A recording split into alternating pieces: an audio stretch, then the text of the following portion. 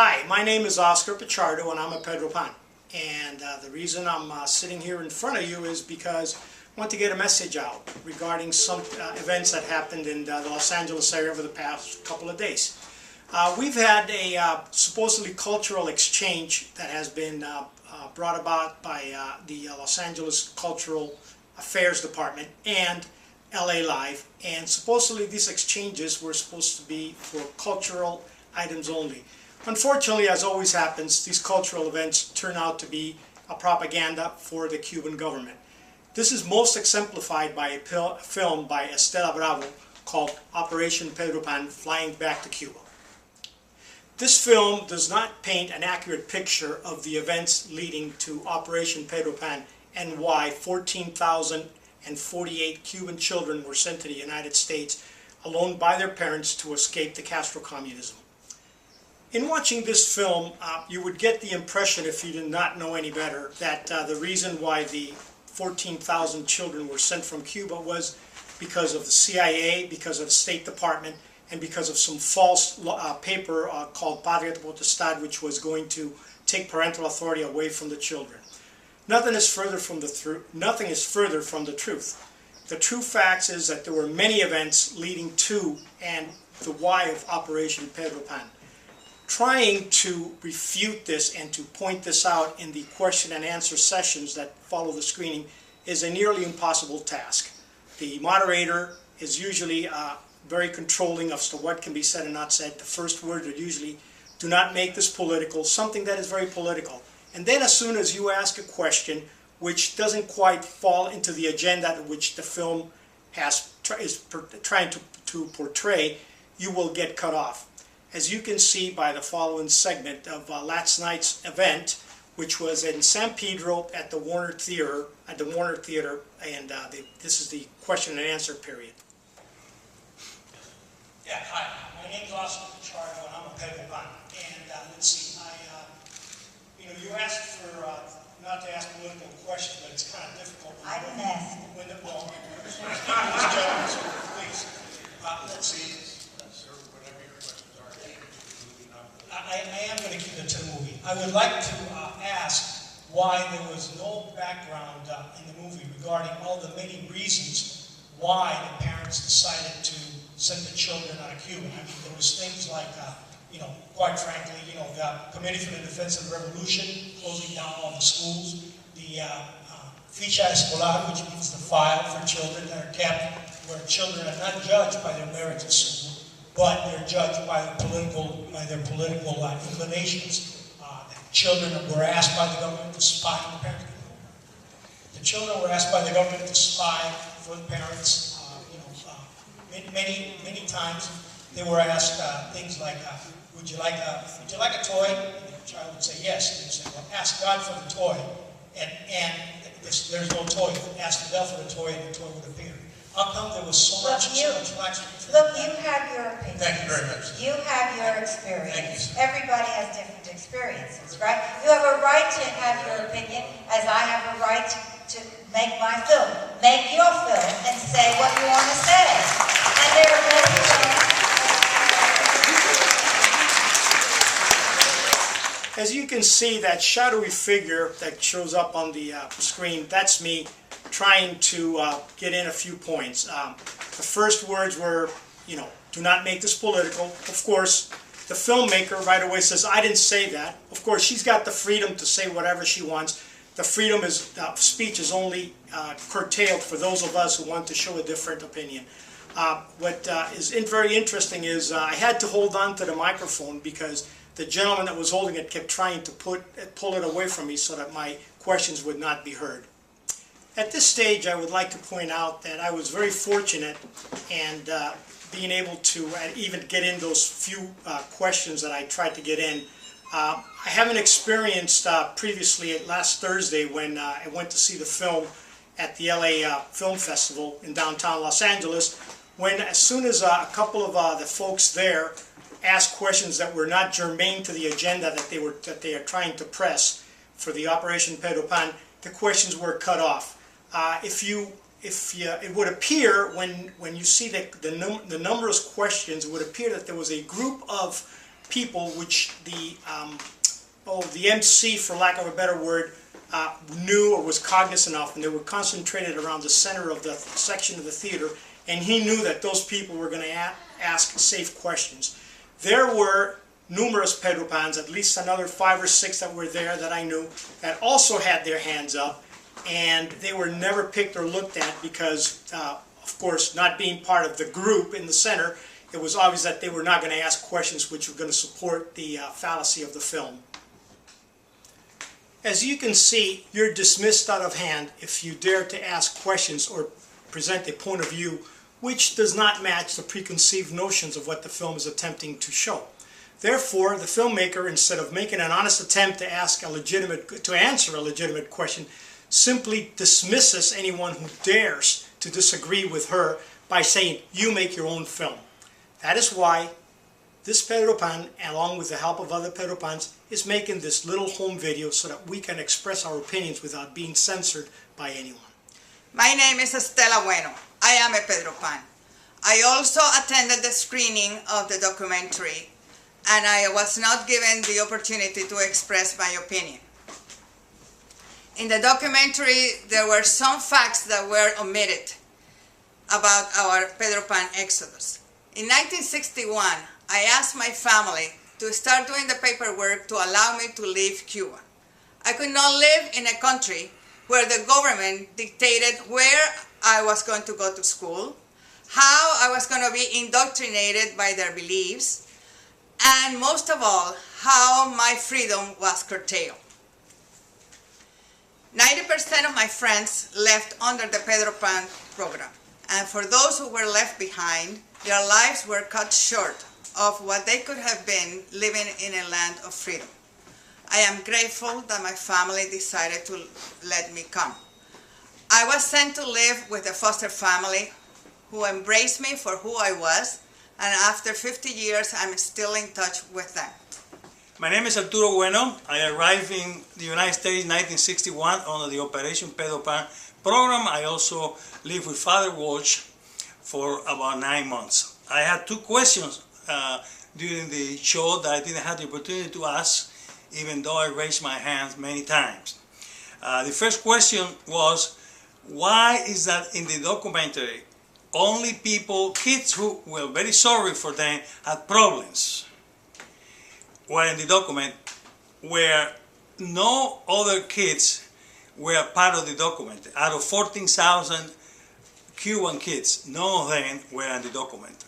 The other question that I had the opportunity to ask for Estela Bravo was, are you a communist? And I know this is a political question because every movie that I've seen, every video that I've seen or heard in YouTube is about Fidel Castro, El Che, always in favor of the communists, always against the United States. So that was a question that I was hoping to ask her, if she was a communist. My name is Arturo Guzman, and I am one of the 14,000 children that came to the United States under the Pedro Pan program in 1960-61 time frame. I grew up in a Catholic family in Cuba, and I went to a Catholic school in Cuba. During the 1960-61 time frame, the situation over there for the students was terrible. Things were getting bad to worse. The government started closing the schools, confiscating the buildings, firing professors, and sending the priests into exile. My parents did everything possible, with my blessing, to take me out of the country. It was a very difficult decision for them because I was the only child. But at any moment was any regret on that decision. And I thank my parents for this courageous decision. I arrived to the United States in December 1961, and I was sent to the Matecumbe camp with a few other people. Life in camp was a little difficult, to say the least. It was a total change. First of all, we were away from our family, our country, our friends, our culture. But we grew up pretty quick. And we all survived. After Marecumbe, I came to California to live with some friends. They were our neighbors in Cuba, which I love like my own family. And about 4 years later, my parents came from Cuba. I am very thankful to the Pedro Pan program, Father Walsh, and the United States to open the doors for us, to give us the freedom that we have right now. The freedom, not only political freedom, but also religion freedom, freedom of choice, choices like to choose our future and not the future dictated by a government like the government of Castro. Has been 50 years since the Pedro Pan program. I have never returned to Cuba, and I have no intention to do it until the island is free and become a democratic country. I pray to God every day, and I thank God for all His blessings, especially for give us the blessing of living in this country. And I pray for that one day we return to Cuba with a democratic government, at least just as a visitor. Thank you. The reasons for Operation Pedro Pan did not happen in a vacuum. They were the actions of the Castro government which put fear into our parents, and it brought us to a new type of government which we had never experienced before. All these facts that we're going to bring up right now are easily verifiable. Google them. These are historical facts. These are not made up. The euphoria of toppling the Batista regime was short-lived. There were summary trials and executions which were foreign to the Cuban government. These executions were done without due process, in violation of the Cuban Constitution, which did not allow for capital punishment.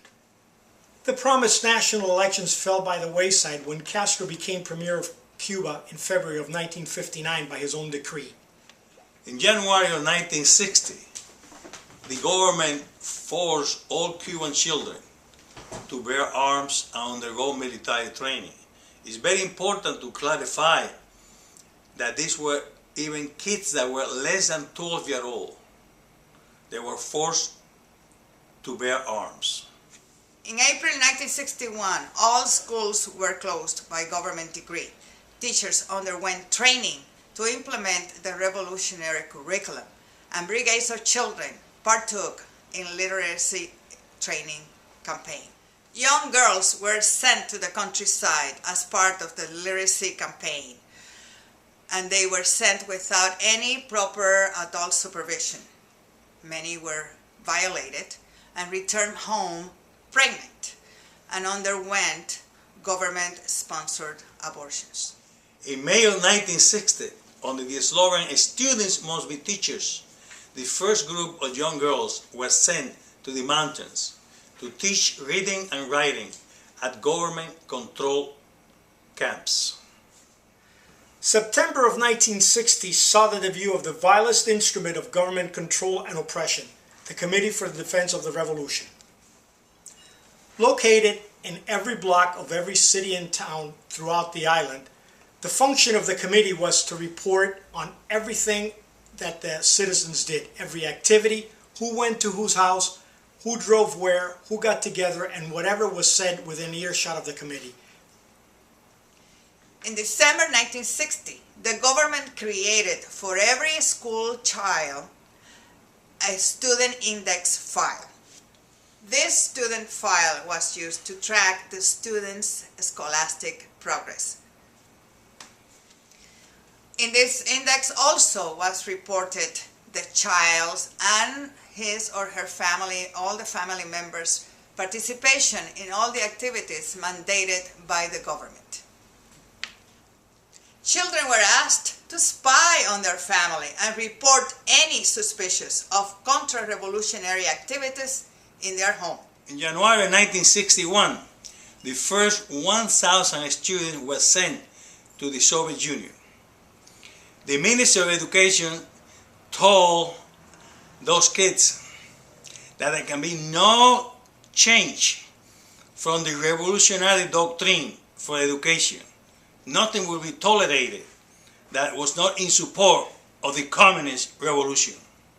In February 1961, some of the private schools were confiscated by the government.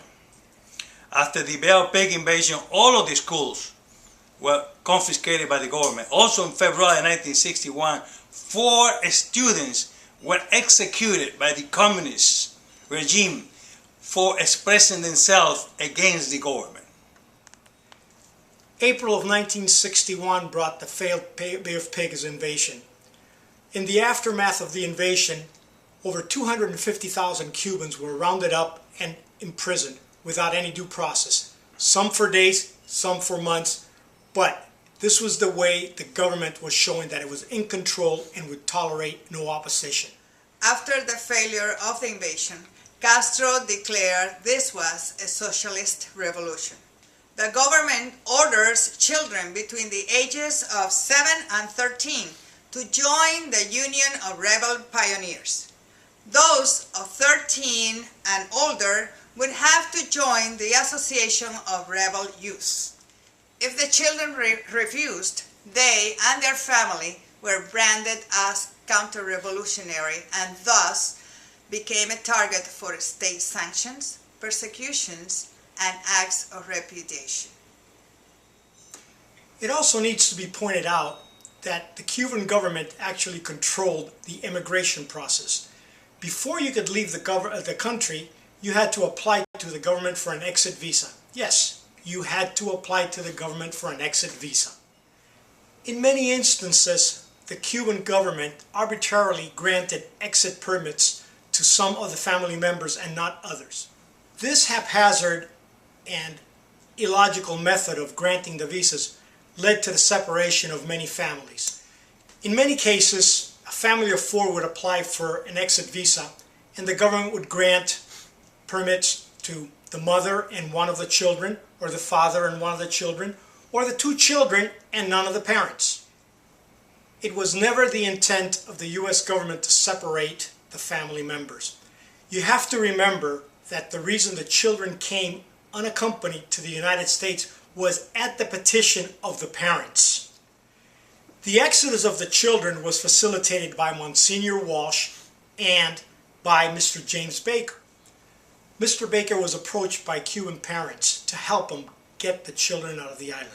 The parents were concerned by the actions of the revolutionary government and also the fact that many of the parents disapproved of what was going on in the island. The parents that were engaged in what's so-called counter-revolutionary activities were concerned that if they were either jailed or killed by the government, their children would be left unprotected in the island. Mr. Baker met with Monsignor Walsh in December of 1960, explaining to him what the problem was and how he was trying to get children out of the island. Monsignor Walsh had earlier started speaking with the State Department, explaining to him the problem of the refugee population in Florida. It was as a result of the cooperation between Mr. Baker and Monsignor Walsh that the State Department granted Monsignor Walsh the permission to sign for visa waivers for children under 16. Contrary to the implications in the film by Ms. Bravo, the U.S. government never tried to separate families. It was an unfortunate circumstance that families were separated, but it was never the intent of the U.S. government to do this. It was indeed the Cuban government and the haphazard way in which they chose to grant exit visa to the families that caused the separation of many of the Cuban families and the reason why the children had to come to the United States by themselves. My name again is Arturo Bueno. I was born in Camagüey and I left Cuba in April 1961 from the last flight from Camagüey. I am an American, very proud American who was born in Cuba. I will never return to Cuba under the circumstances that are in Cuba right now. I will never return to a country where the communists have killed thousands of Cubans. That would be an insult to the memory of all those Cubans that have been executed by the Castro family. Someday, under different circumstances, perhaps I will return. In behalf of all the group of people who were including this video, we want to thank you for listening to the video. Thank you.